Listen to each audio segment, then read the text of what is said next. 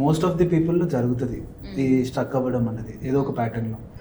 ఈ స్టక్ అయినప్పుడే మనం ఐదర్ మెంటల్లీ సైకలాజికల్లీ బయటపడడానికి చాలా స్ట్రగుల్ అయ్యి బయటపడతాం, మళ్ళీ పని చేయడం స్టార్ట్ చేస్తాం. కొంతమంది స్టక్ అయిన వాళ్ళు అక్కడే ఉండిపోయిన వాళ్ళు ఉంటారు, అక్కడ ఎక్స్ట్రీమ్ డెసిషన్స్ తీసుకునే వాళ్ళు ఉంటారు.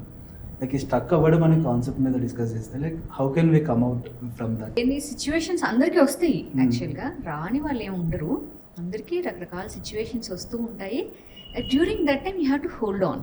చాలా సిచ్యువేషన్స్ స్టక్ అయిపోతూ ఉంటాము. స్టక్ అయిపోయినా మనకు ఒక మైండ్ సెట్ ఎలా ఉండాలి అంటే అన్ని సొల్యూషన్ వెతుక్కునేలాగా.